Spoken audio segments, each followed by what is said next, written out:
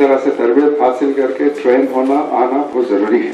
दौर से जब गुजरते हैं वो टाइम में कॉन्फिडेंस होता है कि ठीक है चलिए हमारा भी हिस्सा है इसमें, हमारे भी ऑफिसर्स हैं, तो ये इससे बहुत फायदा होता है। तो अब जो रिक्रूटमेंट हो रहा है, एक अच्छी बात यह है कि अप्रैल 4 को होने वाला था इम्तिहान, ये 1 महीना पोस्टपोन किया गया है, तो इसका फायदा उठा सकते हैं। और डिस्ट्रिक्ट्स में ऑलरेडी ट्रेनिंग सेंटर शुरू किए गए हैं, अच्छी तरह से मदद कर रहे हैं डिस्ट्रिक्ट्स में कैंडिडेट्स को आइडेंटिफाई करने में, लाने में और लेक्चरर्स को अरेंज करने में। मैं समझता हूँ कि अच्छी तरह से तरबियत हो रही है, इनको पर बड़े तादाद में सेलेक्ट भी होंगे। तो यहाँ पे हैदराबाद में भी सेंटर्स हैं, वो वहाँ जाकर तरबियत अगर हासिल करें बच्चे तो इंशाल्लाह ज़रूर सेलेक्ट होंगे। और सिविल सर्विस जो हाईएस्ट लेवल में है, IAS IPS, इसका जो पहले हमारे पास जो स्टडी सर्कल था, माइनॉरिटी स्टडी सर्कल, हम लोग स्टडी करें इसको बच्चों के साथ, मैं और उमर जलील हम सब बैठ कर भी बात करें परसों। मेरा मानना ये है कि हम लोग नहीं संभाल पाएंगे इनको, यानी कि जो क्वालिटी ट्रेनिंग देना है इनको IAS में IPS में सेलेक्ट होने के लिए, वो देने की काबिलियत तो हमारे पास नहीं है। इसलिए जो भी बड़े बड़े सेंटर्स हैं, एक अच्छी बात यह है कि दिल्ली के बाद आज बहुत ही अच्छे सेंटर्स जो हैं, ट्रेनिंग सेंटर्स हैदराबाद में सारे, चिकटपल्ली, अशोक नगर, इंदिरा पार्क, वो इलाके में कम से कम हर साल 60-70 बच्चे वहाँ से इंटरव्यू के लिए सेलेक्ट होते हैं, 20-25 उसमें से सेलेक्ट भी हो जाते हैं। तो चीफ मिनिस्टर साहब से बात भी हुई, इसको क्लोज करते हैं। हमारे पास जो है इसको सेंटर क्लोज करने के बाद जो भी बच्चे हमारे वहाँ पे जाके तरबियत हासिल करना चाहेंगे, ट्रेनिंग लेना चाहेंगे, वहाँ जा सकते हैं। जितनी भी फीस वहाँ होती है उसको पूरी हम रिइंबर्स करेंगे। और एक सेंटर जबरदस्ती से एक सेंटर सेलेक्ट करके और सेंटर में जाके वहाँ से ट्रेन होना ऐसा नहीं है।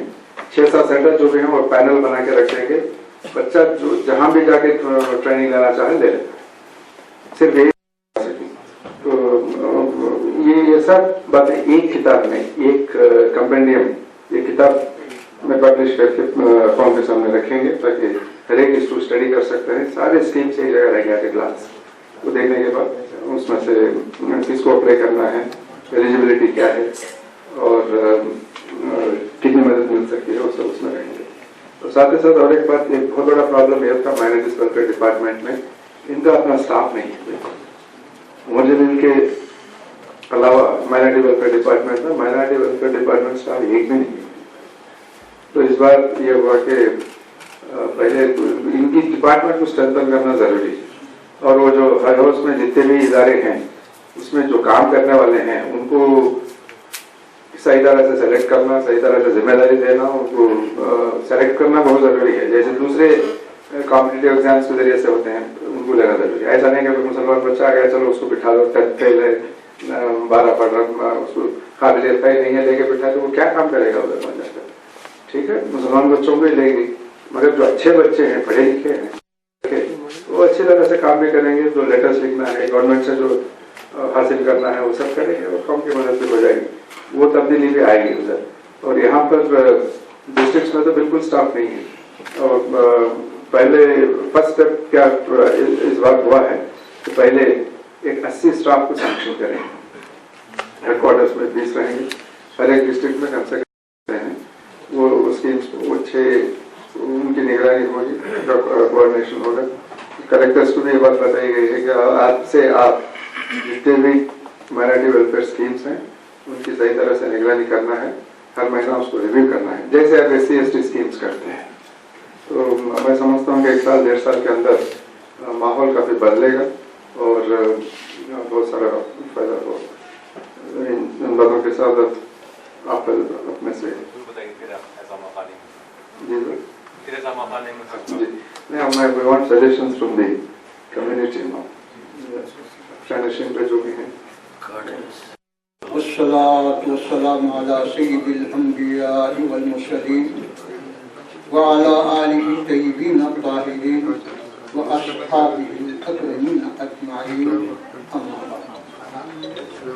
बुजुर्गान मिल्लत, बिरादरान अजीज, आपके सामने मोहतरम शेख खान साहब और मोहतरम उमर जलील साहब ने हुकूमत की है।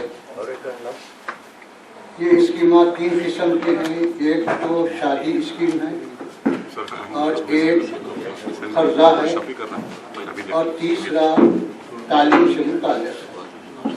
मैं शायद कोई बहुत गुफ्तगू आपके सामने रखूँगा, चूँकि मेरा ताल्लुक़ इसी से है और इसी में तकरीबन उम्र गुजरी है, इसका कुछ थोड़ा बहुत तजुर्बा हासिल है। हमारी ये स्कीम है कि हम 5वीं जमात से तलबा और तालिबात के लिए इक़ामती स्कूल कायम करेंगे। उससे पहले क्या होगा, जबकि वो 5वीं में आने के काबिल बने तो उसमें लेंगे, तो आने के लिए क्या हमारे पास रास्ता है, ये हमारे लिए काबिल है कि फिर आखिर में नतीजा ये होगा कि साहब हम स्कूल खोले, दावत दिए, ऐलान किए, कोई नहीं आया, कोई इस्तेफादा नहीं किया, लिहाजा स्कूल पर। और दूसरी बात ये है कि सरकारी स्कूल और सरकारी दवाखाने खा कोई कहे या न कहे, अवाम के पास अपना एतबार खो चुके हैं। कोई गरीब से गरीब भी सरकारी दवाखाने को जाने तैयार नहीं है, गरीब से गरीब आदमी भी सरकारी स्कूल में पढ़ाने तैयार नहीं है। ये एक हकीकत है, कड़वी सही लेकिन हकीकत है। इसकी वजह क्या है ये आप हजरात अच्छी तरह जानते हैं। अब भारत में जो आता था, हम जो पढ़ते थे वो ये कि 2 स्कूल एक जगह मर्ज कर दिए गए, एक ही कमरे में 2-2 क्लासेस चल रहे हैं,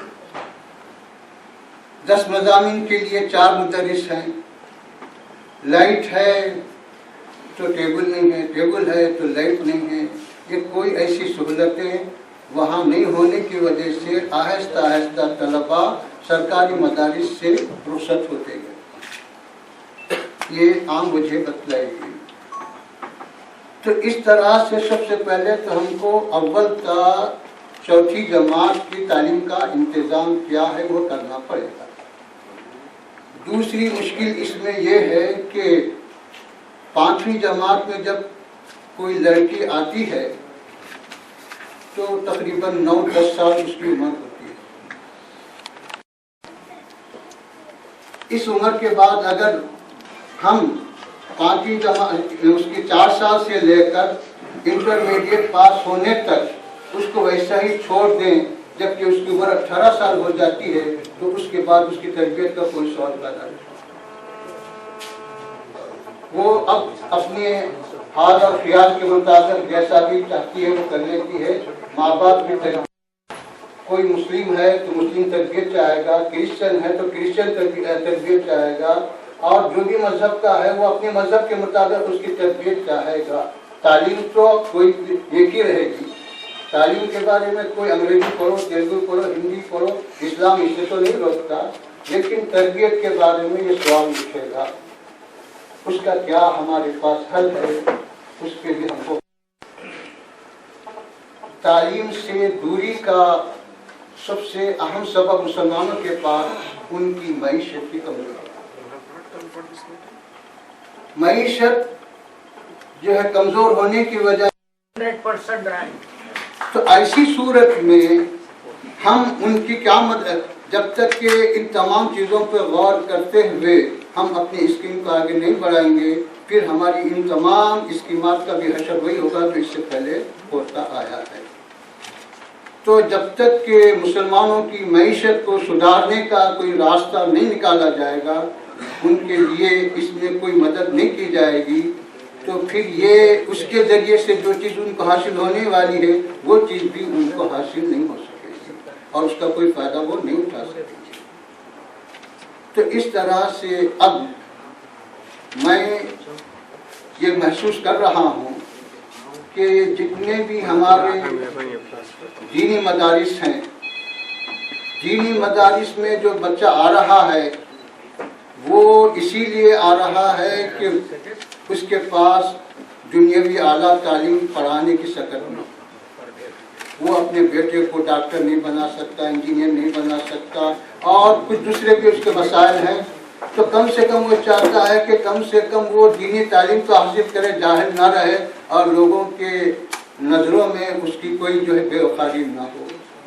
कुछ मजबूरी के तहत और कुछ हालात के तहत वो दीनी मदारिस में शरीक कर रहा है, लेकिन मजमूई एतबार से सारे इन तमाम मदारिस के तलबा तालिबात का अगर इकट्ठा किया जाए तादाद को, तो जैसा कि सरकारी आपके रिकॉर्ड में है कि मुसलमानों की तालीमी पसमानदगी का हाल ये है कि 4% से आगे नहीं बढ़ा, 3-3.5% है, 4%। हमारे उमर जलील साहब ने जैसा फरमाया कि मुझे लाखों की तवक्को थी, सिर्फ हज़ारों में दरख्वास्त आई। 50 लाख माइनॉरिटी हैं, जिसमें से 40 लाख मुसलमान होंगे, 44 लाख मुसलमान है, तो उसका 3% कितना होगा देखिए जी। 1,20,000।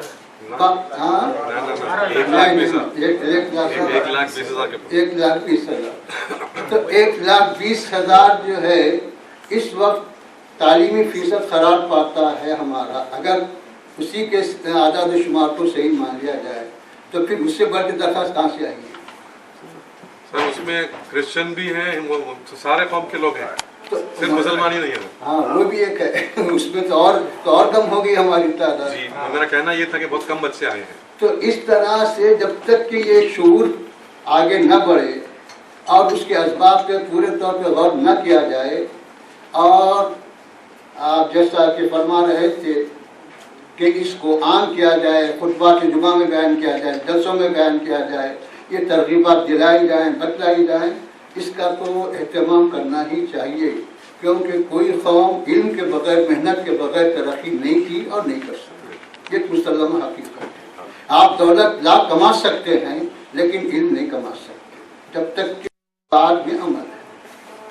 इल्म के बगैर तुम्हारा ना अमल दुरुस्त हो सकता, न इल्म के बगैर तुम्हारा ईमान महफूज हो सकता। ईमान की हिफाजत भी इल्म पर है, अमल की हिफाजत भी इल्म पर है, और तरक्की का राज भी इसी में है।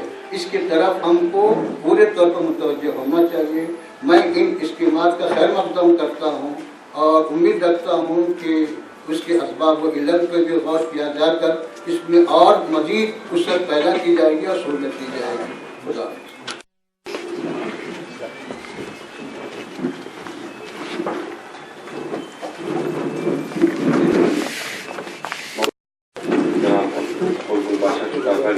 पारी साहब का खैर मकदम करता हूँ। मुफ्ती साहब आपका बहुत बहुत बहुत शुक्रिया। आपने जिन बातों का तरफ निशानदेही की है बिल्कुल सही है, आपने जिन चीज़ों का म्यार बताया है वो बिल्कुल सही है, लेकिन चूँकि हुकूमत ने ये शुरू किया है, इसकी कुल मिला के तकरीबन 300 स्कूल ही है पूरी हमारी रियासत, 300 से कम है स्कूल, लेकिन इन्होंने जो म्यार कायम किया है और इनको जो सपोर्ट हुकूमत ने दिया है, वही मैं कह रहा था कि अगर हमारे लोग वो देखें तो डेफिनेटली उसको पसंद करेंगे और फिर उसके बाद कोई छोड़ेंगे नहीं। तो हुकूमत ने पहली बात तो ये कि इनकी कायम करने के लिए 2039 करोड़ की रकम मख्तस की है, जिसमें से 350 करोड़ रुपए आज बजट के जरिए जारी कर दिए गए, और इनके टीचरों के लिए 1960